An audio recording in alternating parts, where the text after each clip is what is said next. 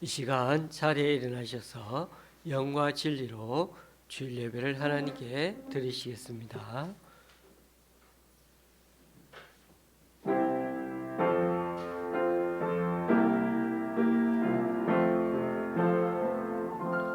찬양하라 내 영혼아,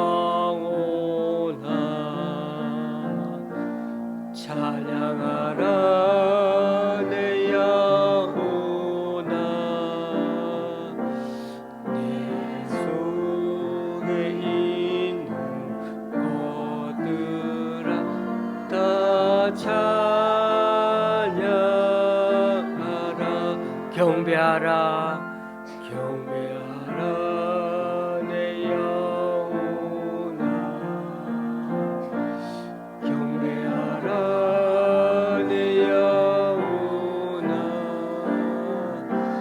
내 속에 있는 것들아 다 경배하라. 감사하라 감사하라 내 영혼아, 감사하라 내 영혼아, 내 속에 있는 것들아 다 감사하라.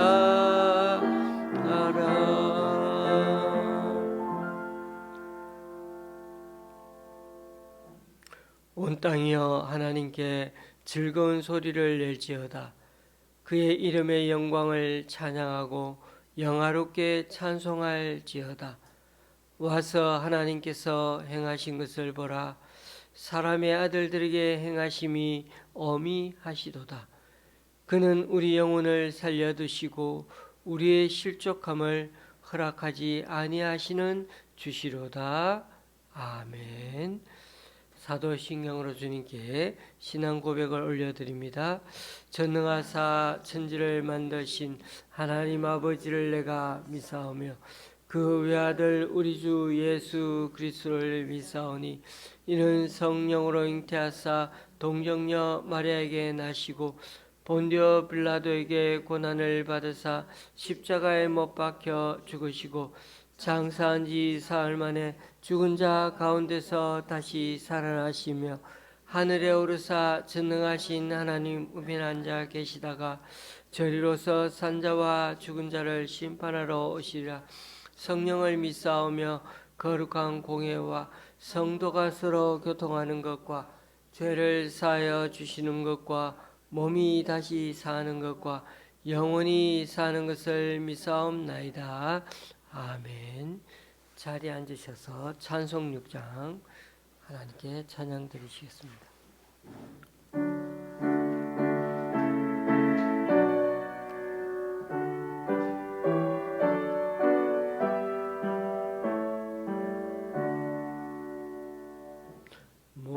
목소리 높여서 주 찬양하여라.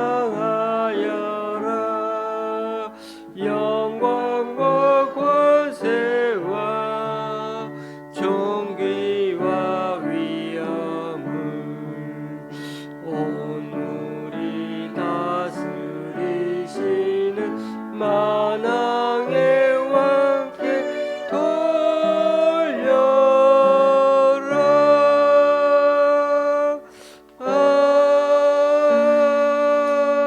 아멘. 교동문 60분을 다 함께 교독하시겠습니다.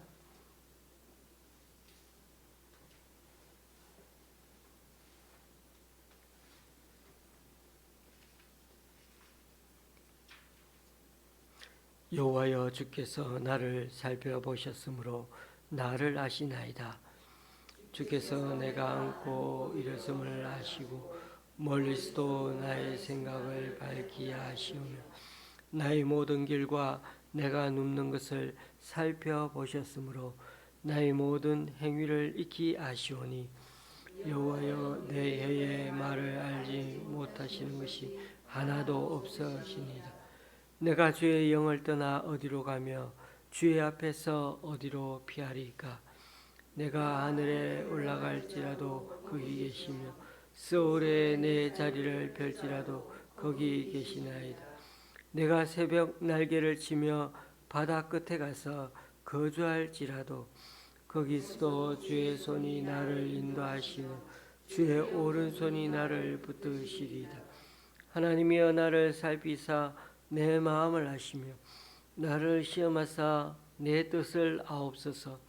내게 무슨 악한 행위가 있나 보시고 나를 영원한 길로 인도하소서. 아멘. 찬송가 378장입니다.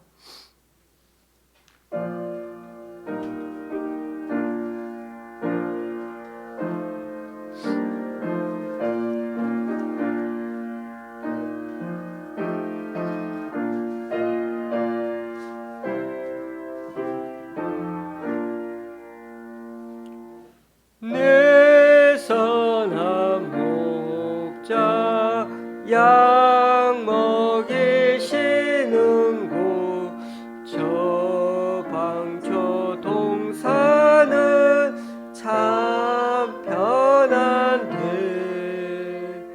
나 어찌 목자와 양떼를 떠나서 위험한 곳으로 나갔던가. 내 선한 목자 길 잃은 주의 양 끝까지 찾으며 부르소서. 택하신 모든 양 문 앞에 모여서 다 들어가도록 이끄소서. 내 선한 목자 날 인도하시고 주 따라가는 법을 가르쳐 또다시 죄악에 빠지지 않도록 주 은혜 가운데 날 두소서.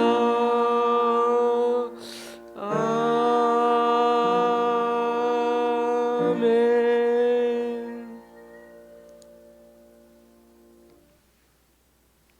사시사철을 우리 곁에 두신 주님, 계속되는 한파 속에서 우리 하나님의 따뜻한 손길을 더욱 그리워하게 되는 이 순간입니다.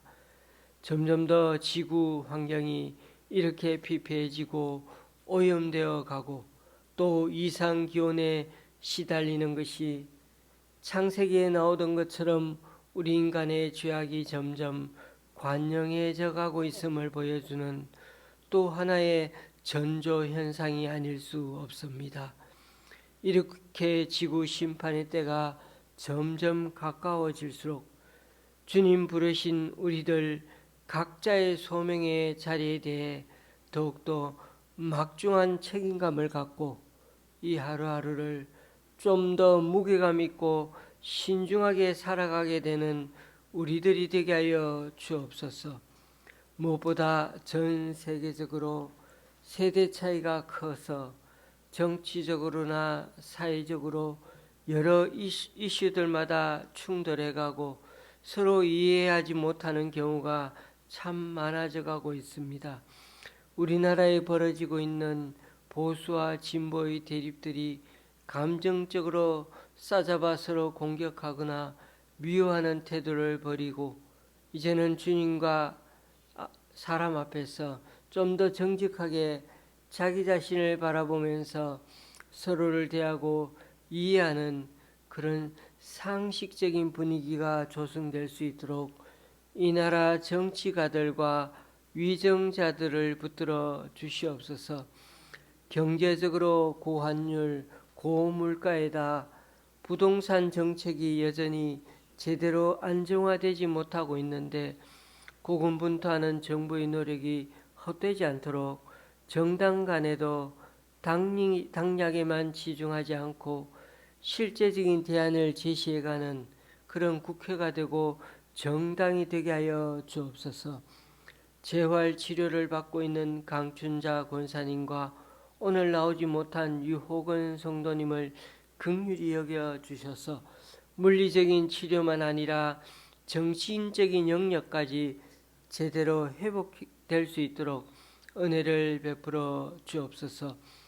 오늘도 주님의 말씀을 겸허히 듣기 원하오니 듣는 귀를 허락하여 주시사 잘 알아들을 뿐 아니라 우리들 삶에 적용하고 실천할 수 있도록 우리 양심을 활짝 열어 순종할 수 있게 주님 도와주시옵소서.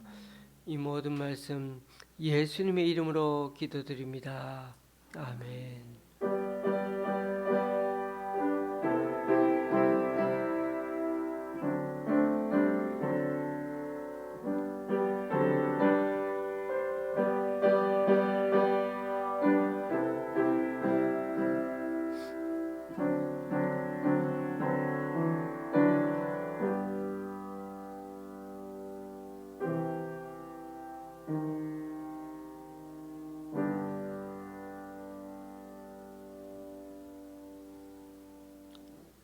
오늘 우리에게 주시는 하나님의 말씀은 창세기 18장 16절에서 33절까지입니다.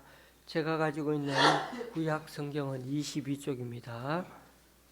창세기 18장 16절에서 33절까지입니다.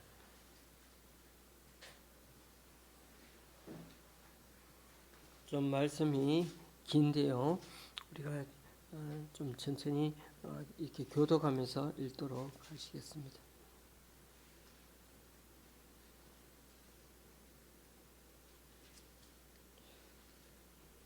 그 사람들이 거기서 일어나서 소돔으로 향하고 아브라함은 그들을 전송하러 함께 나가니라.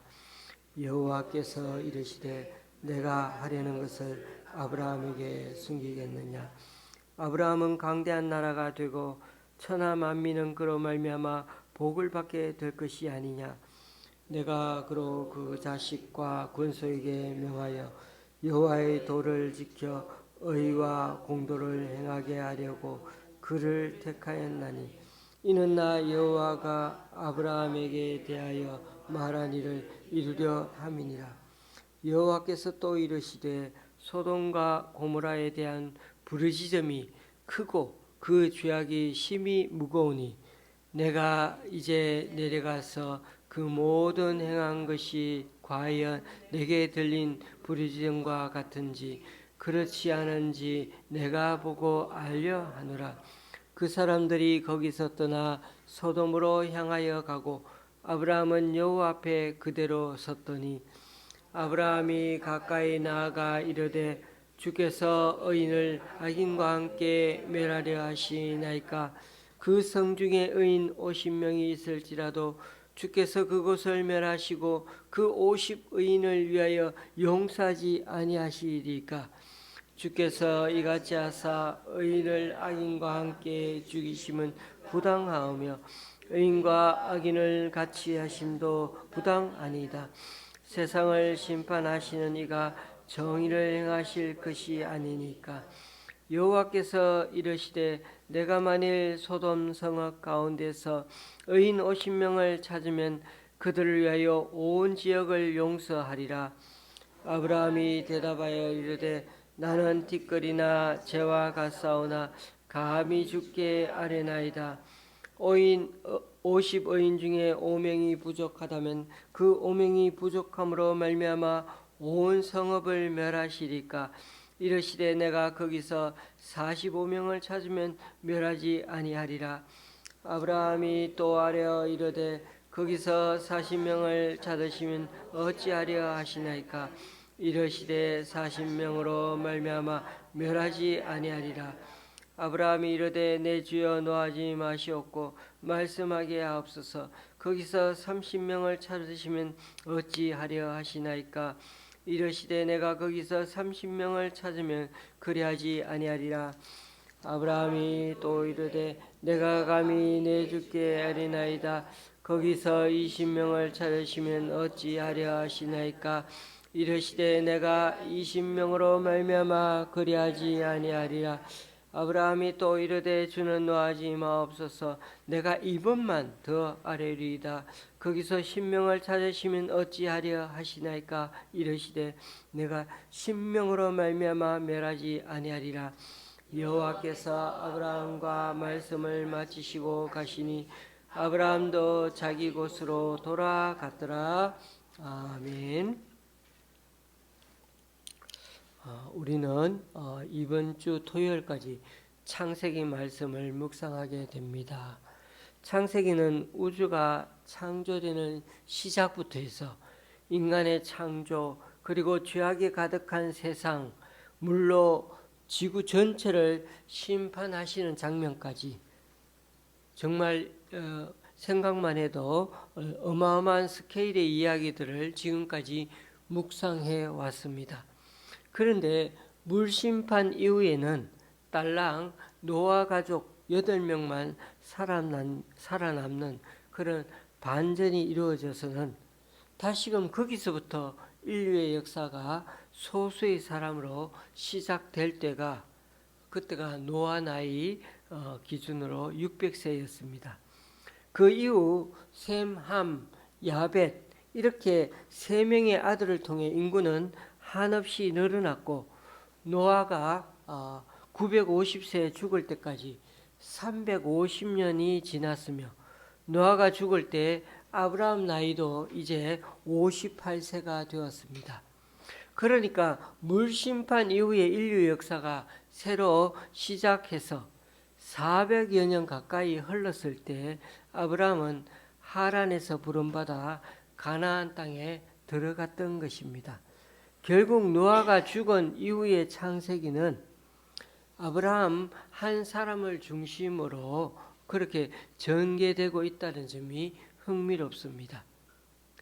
우주와 지구 전체의 창조에서 시작된 이야기가 이제는 나이가 75세나 되는 그 노인이 지금 움직여가는 것으로 하나님 나라의 영광 무대의 조명도 점점 그렇게 따라가고 움직여가고 있다는 게 성경 말씀의 신비가 아닐 수 없습니다.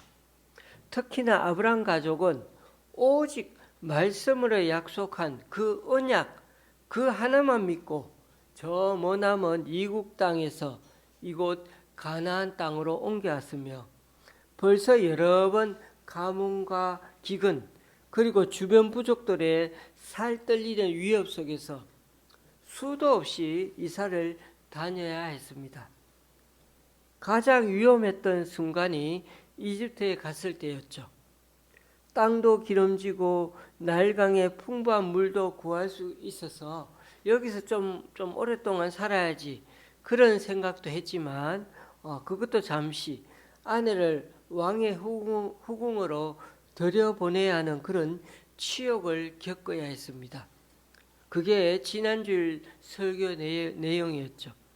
그럼에도 하나님은 아브라함의 잘못으로 인한 문제를 하나님이 직접 해결해 주셨고 더 많은 부를 획득한 상태에서 가나안 땅 원점으로 마물의 상수리 나무들이 있는 그곳으로 다시금 되돌아오게 되었습니다.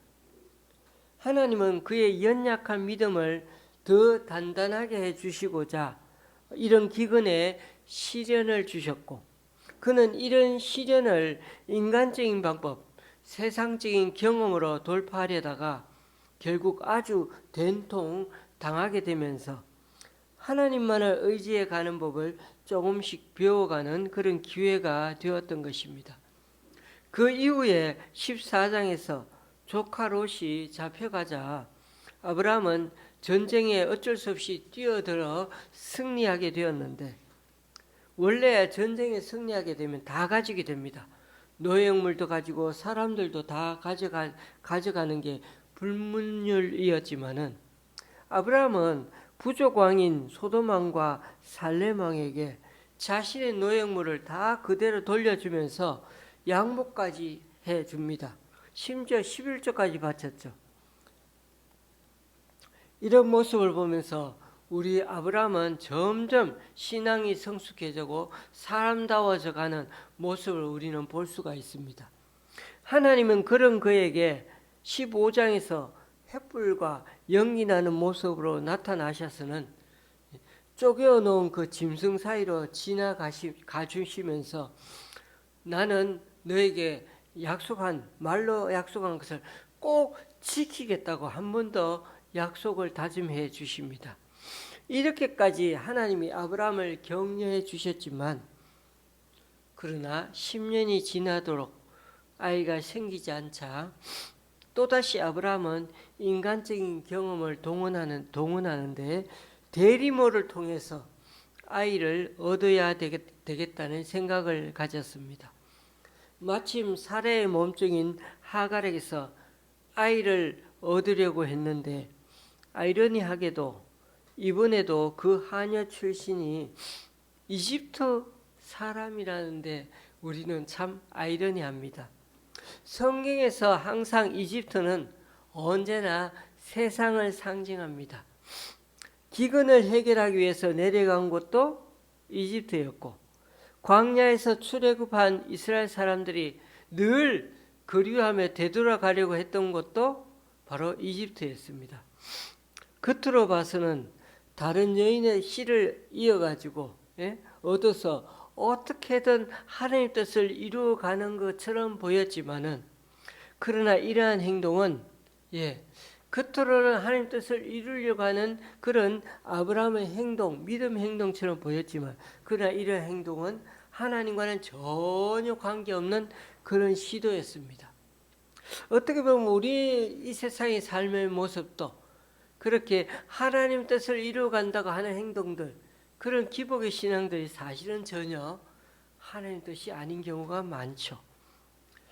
그럼에도 결국 이 아브라함은 하나님 뜻을 이루어 간다며 몸종 하갈을 통해 아이를 낳았고 그 아이 이스마엘은 이후에 이슬람의 시조가 되는 그런 아주 악연을 맺는 그런 결과를 초래하고야 말았습니다. 이때 아브라함의 나이 86세였고 아브라함은 그저 이스마엘을 바라보며 13년 동안 세월을 그렇게 흘러보내고야 말았습니다.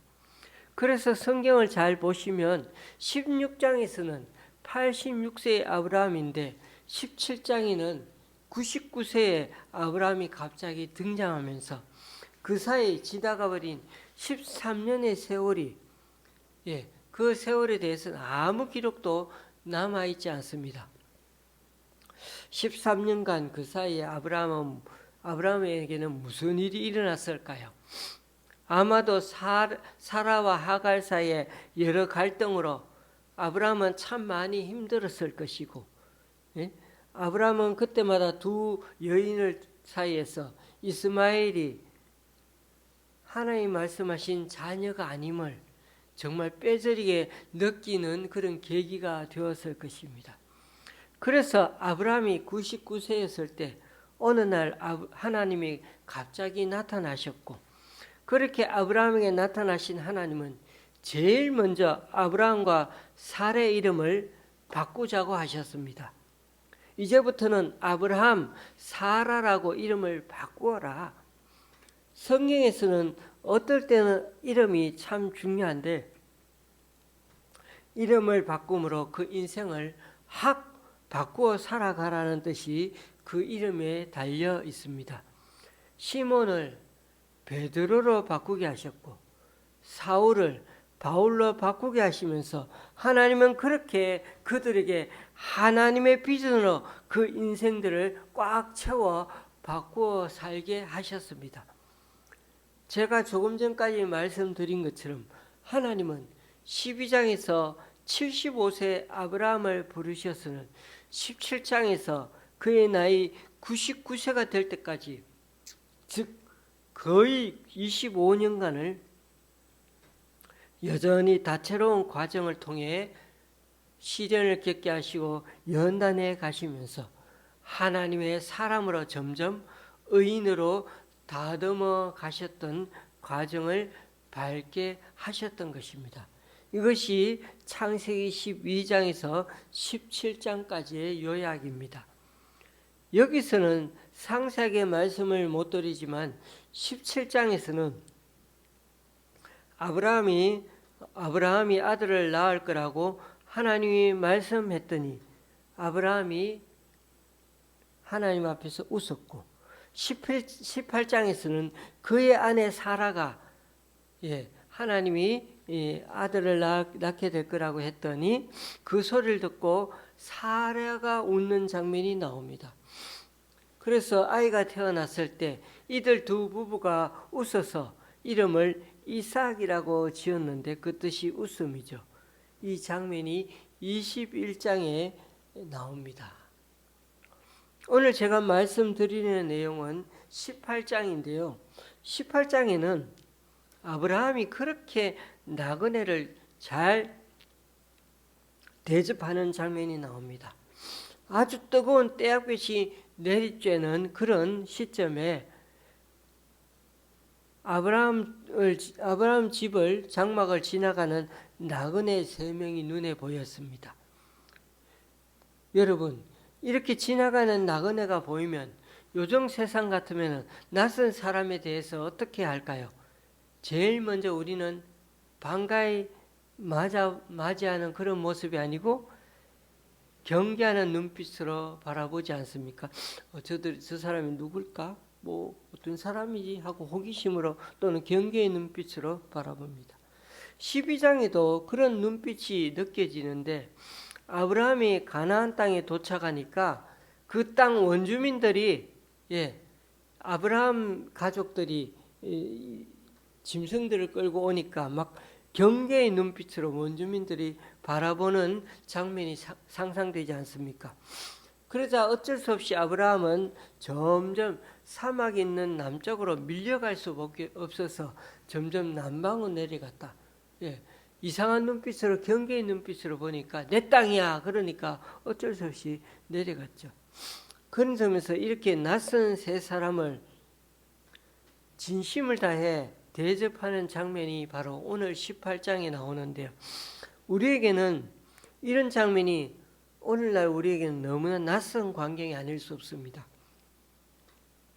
아브라함은 낯선 나그네들을 보자 그 자리에서 땅에 엎드려서는 그냥 지나가지 마시고 그들을 맞이하고 기분이 상쾌해진 다음에 길을 떠나시라고 그렇게 그들을 초대해서 자기 집으로 모시지 않습니까?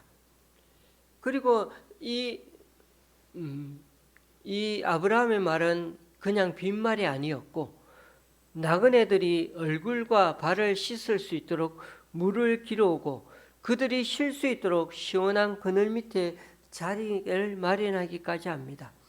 그리고 그들을 위해 음식을 장만하는데 고운 밀가루 3쌀을 가지고 와서 반죽해서 빵을 굽게 하고 자기는 집 짐승떼가 있는 곳으로 가서 기름진 송아지 1마리를 요리하게 합니다. 음식이 장만되자 그는 엉긴 젖과 우유와 송아지 요리를 나그네들 앞에 아주 지극정성 차려놓고는 나그네들이 먹는 동안에 곁에 서서 시중까지 들고 있습니다.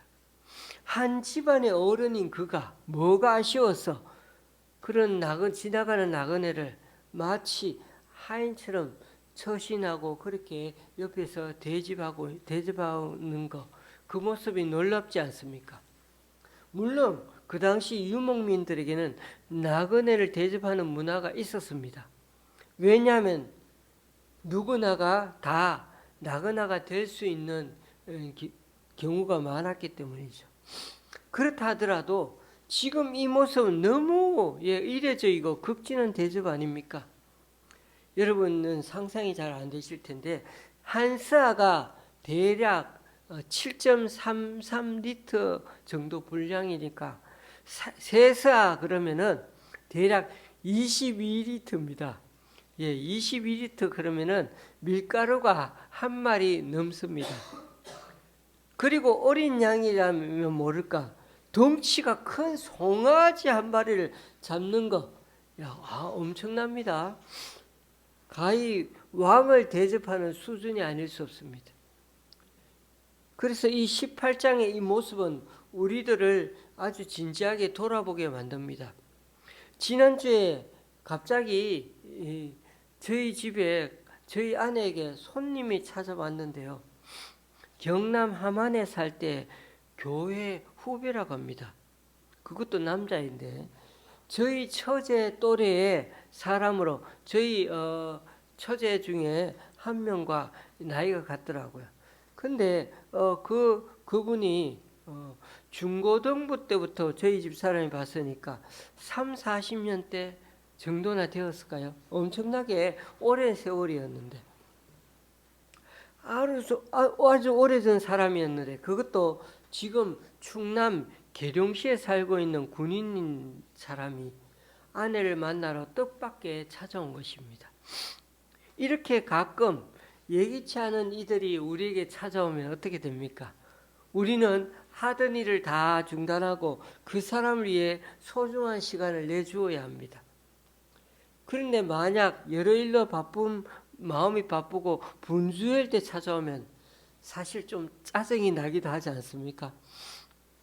하지만 저희들은 그분과 만나가지고 너무 재밌게 얘기하다 보니 저녁 시간이 되었고 심지어 우리는 그분을 그렇게 맛있는 음식을 대접해주고 그렇게 돌려보냈습니다. 여러분 18장 말씀대로라면 우리는 그렇게 찾아오는 사람에게 단 10분이라도 아니 단 1분이라도 정말 정성을 다해 만나줄 수 있어야 합니다. 그게 바로 오늘 하나님 앞에서 진정 성숙된 신앙의 모습, 즉 말이 아니라 삶으로 나타내주는 모습이라고 성경은 말씀해주고 있는 것처럼 보입니다.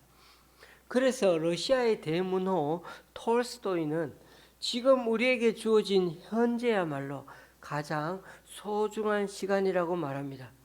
비록 우리가 다들 바쁘긴 하지만 지금이야말로 가장 중요한 때이고 지금 내 앞에 있는 바로 그 사람이 네게 가장 소중한 사람이고 지금 내가 시간을 내서 해야 할 일이고 가장 소중한 일이라고 강조해주고 있다는 것입니다.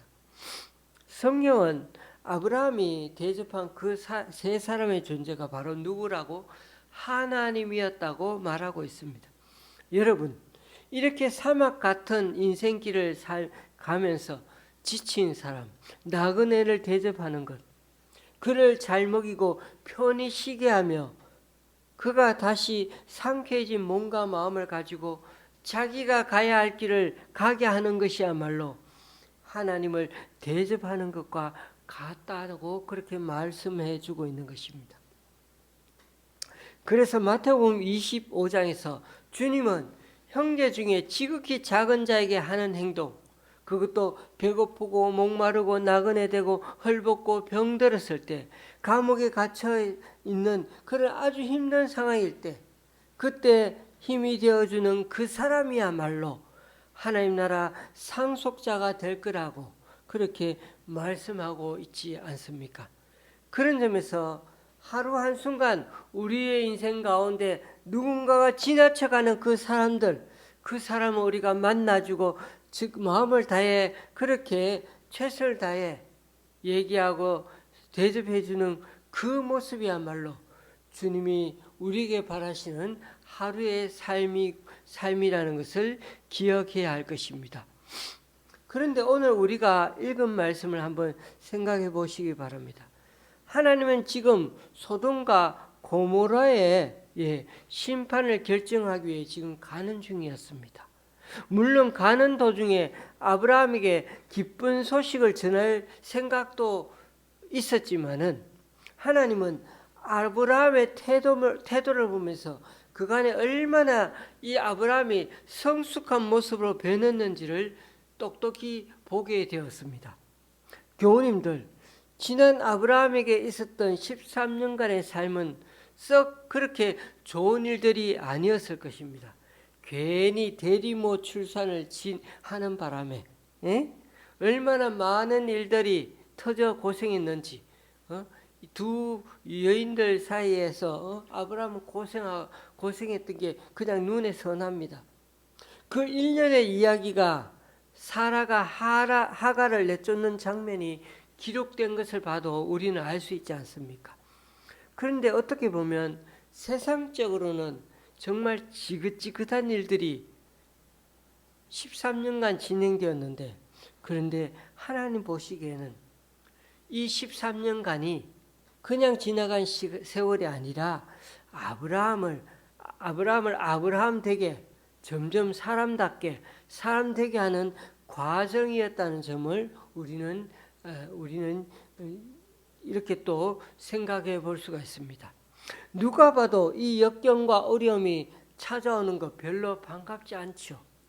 그렇지만 하나님은 이 모든 일들을 합력하여 선을 이루어 가셨던 것입니다. 그래서 보십시오.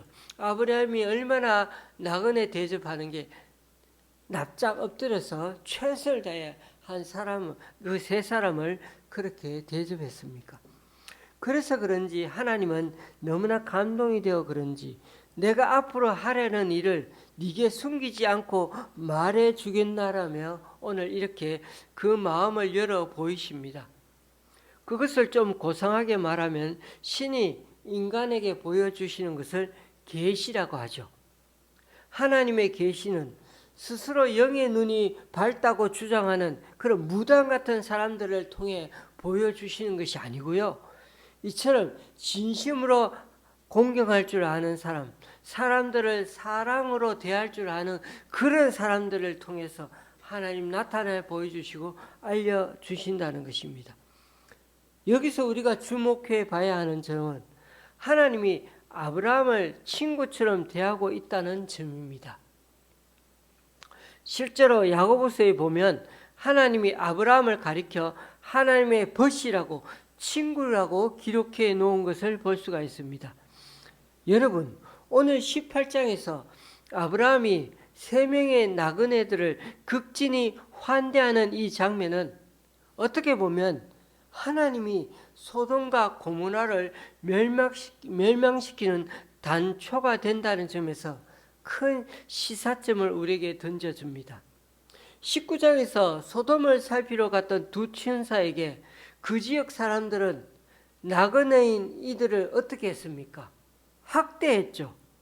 우리는 보통 소돔과 고모라가 망한 것이 남색, 즉 동성애를 하는 그런 죄를 저지른 사람들이 너무나 많아서 그 하나님께서 심판을 자초했다고 말하지만은 사실 그들이 망한 것은 나그네를 학대하는 배타적인 문화 때문이었습니다.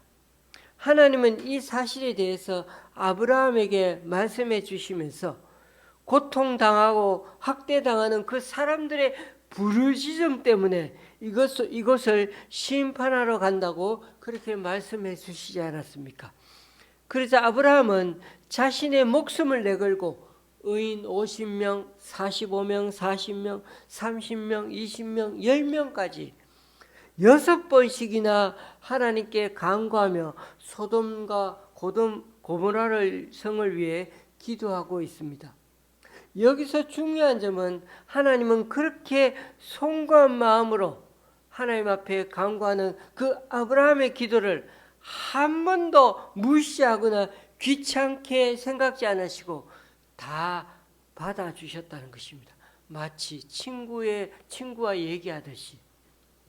하나님은 아주 중요한 심판에 대해서조차 동급의 상대에게 그렇게 친절하게 말하듯이 대화를 들어주셨고, 나중에는 소돔과 고모라를 멸망시킬 때 롯을 의인으로 생각하고 구원하셨다는 내용이 베드로서 2장에 언급되고 있습니다. 그러니까 아브라함의 끈질긴 기도 덕분으로 롯은 살아난 것입니다. 여기서도 롯이 나그네로 보이는 두 천사를 자기 집으로 모셔와 대접해 주려는 그 모습을 어떻게 보면 심판의 기준으로 삼았던 것으로 보입니다. 교우님들, 지금도 하나님은 사람이 사람들을 학대하고 무시할 때 그 울부짖음을 여전히 듣고 계십니다. 자신의 이기심과 안위 그리고 쾌락을 위해 남을 무시하고 타인을 괴롭히고 남의 행복을 빼앗아갈 때 하나님의 공의는 반드시 발현됩니다. 우리 눈에는 이 세상에 일어나는 수많은 죄악들에 대해 하나님은 여전히 침묵하고 지나치고 있는 것 같지만 하나님의 공평과 정의는 결코 한 번도 지나쳐 간 법이 없습니다. 무엇보다 사회적 약자들과 나그네 같은 자들에 대해 취한 그러한 행동에 대해서는 하나님은 반드시 심판하실 것입니다. 그러므로 우리가 걱정해야 하는 것은 그런 공의와 정의가 왜 답답하게 지금 이 시대에 이루어지지 않느냐고 원망할 게 아니라 아브라함이 하나님이신지도 모르게 손대접한 그 모습을 우리 또한 본받아며 살아가야 하는 데 있는 것입니다. 왜냐하면 그것이 우리들이 언젠가 하나님 앞에 서야 할 때 심판의 기준이 되기 때문입니다. 교우님들, 그런 점에서 우리가 매일 지나치며 만나는 나그네 같은 사람들에게 최선을 다하는 삶이 얼마나 중요한지 모릅니다. 나도 모르게 냉수 한 잔 건네는 그 사람이 하나님 같은 분일 수 있기 때문입니다. 하나님은 아주 중요한 심판을 하러 가는 와중에 아브라함을 만나 너무나 친한 친구처럼 함께 먹고 마시며 시간을 보내주셨을 뿐 아니라 자신이 하시려고 하는 그 깊은 비밀 같은 일까지도 이렇게 오늘 오픈해서 말씀해 주고 계십니다. 그리고 그 일에 대해 관여해서 6번이나 중보하며 얘기할 때 단 한 번도 거절하지 않으시고 공감하며 들어주셨고 나중에는 롯의 가족들 전체 심지어 사위들까지 구원해 주시려고 그렇게 애써 주셨습니다. 이처럼 하나님의 진정한 친구는 하나님 뜻을 함께 품은 사람을 가리킵니다. 사람들의 고통과 부르짖음에 같이 마음 아파하고 긍휼함을 가진 사람이 바로 하나님과 사적인 얘기를 나눌 수 있는 하나님의 진정한 친구인 것입니다. 말씀을 맺습니다. 오늘날 현대를 살아가는 수많은 세상 사람들은 어떻게 보면 참 이상하게 살아가고 있습니다.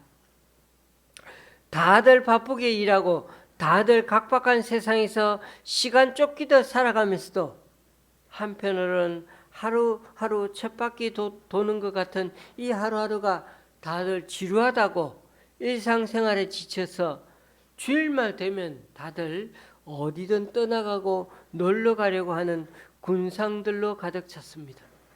그래서 주일이 되어도 점점 교회에 나오는 횟수가 줄어드는 성도들이 많아져 가고 있습니다.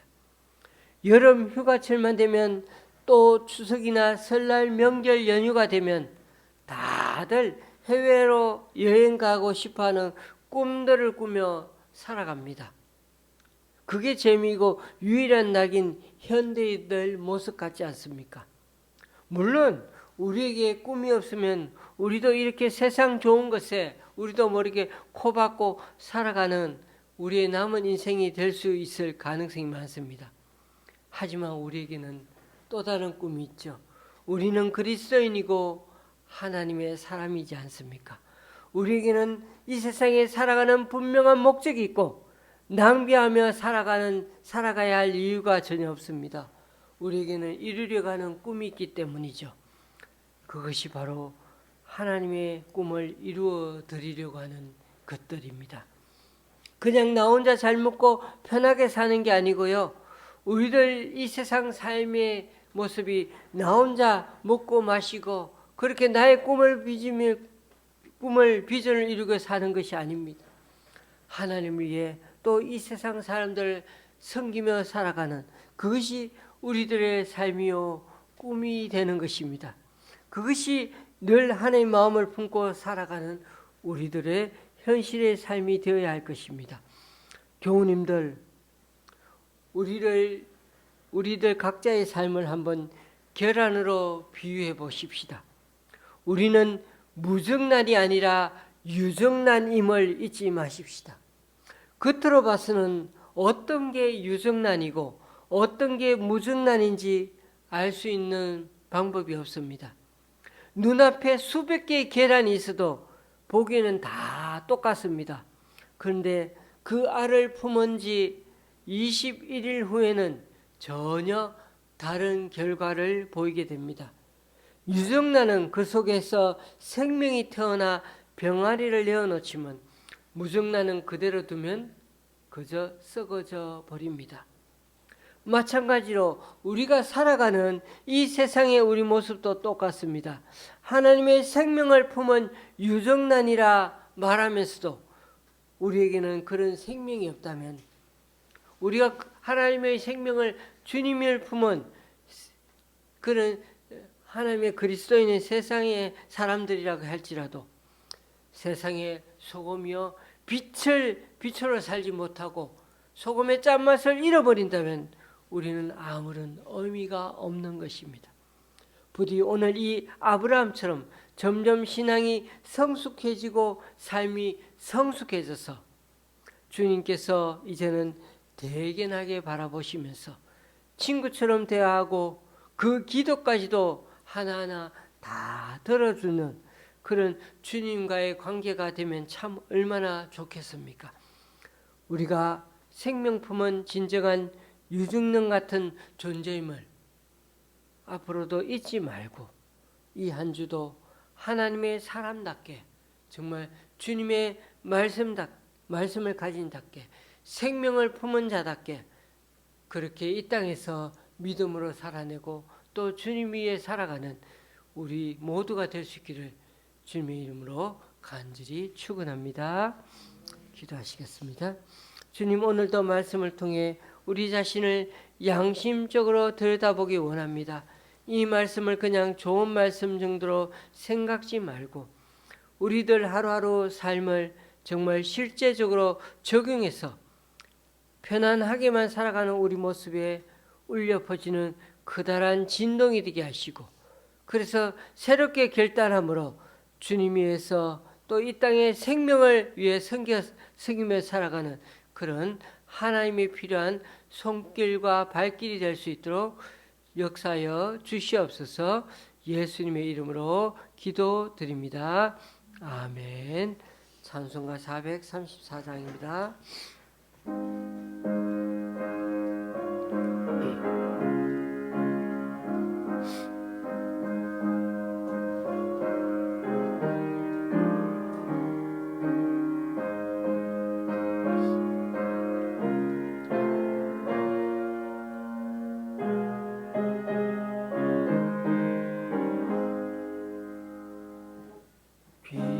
귀하신 친구 내게 계시니 나 주 안에 늘 기쁘다.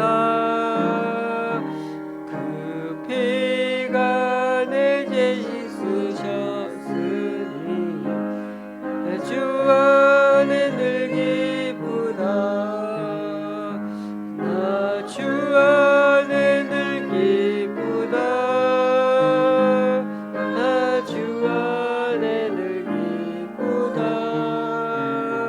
주 나와 늘 동행하시니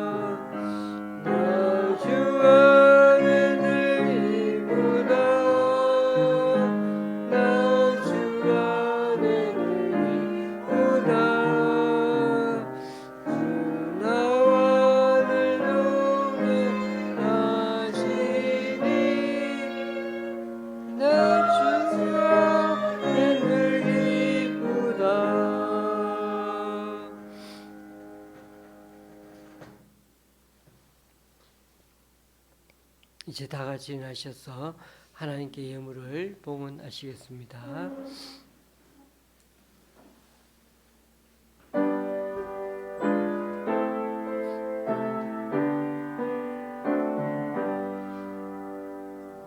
나의 몸 드리니 주여 받아 주셔서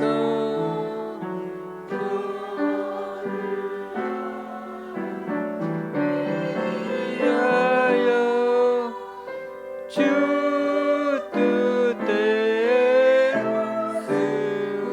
쓰소서. 아멘.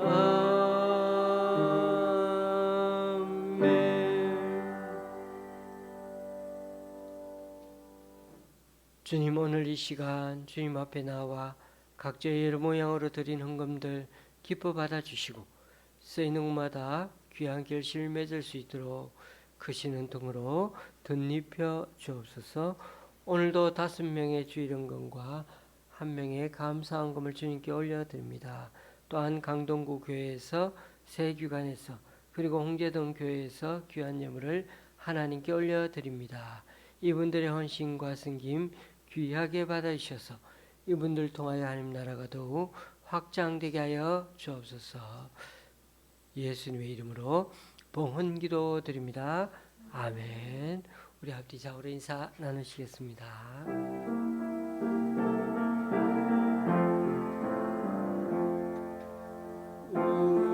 우리에게 양하신 여호와의 인자하심이 크고 크도다 크시도다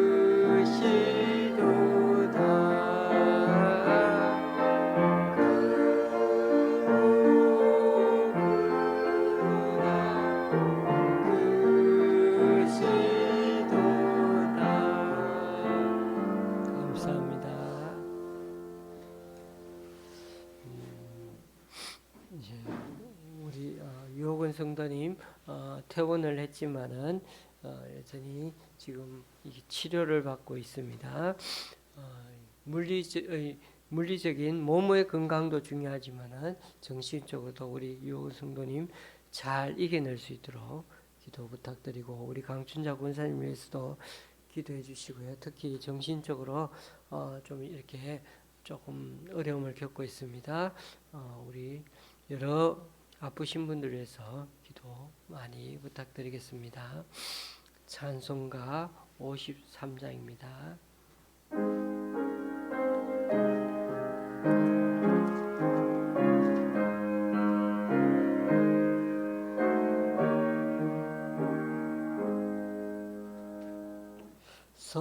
성전을 떠나가기 전 머리를 속일 때 주께서 함께 계시고 복 내려 하소서.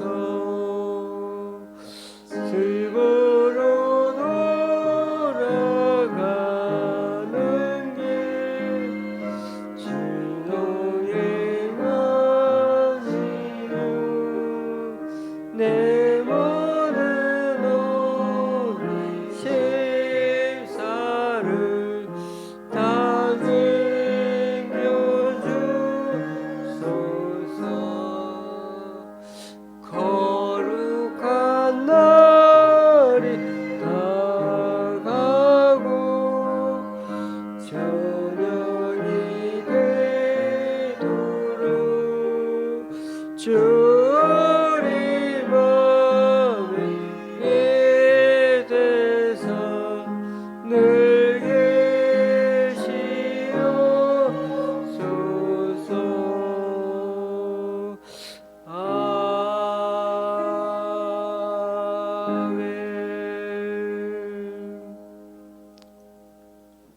우리 주 예수 그리스도의 은혜와 하나님 아버지의 크신 사랑과 성령님의 교통 교제케 하심이 점점 각박하고 삭막해가는 이 세상살이 속에서도 아브라함처럼 주님의 마음을 닮아가며 생명을 사랑하고 또 만나는 사람마다 나그네를 한대하는 것처럼 섬기며 하루하루 최선을 다해 살아가기 원하는 여기 모인 우리 좋은시학교의 성도님들과 그 가정 위에 병원에 계신 우리 강춘자 권사님 또 유호근 성도님 위에 또 여러 사정으로 교회에 나오지 못하는 성도님 위에 이제부터 영원히 함께 하시기를 간절히 축원하옵나이다. 아멘.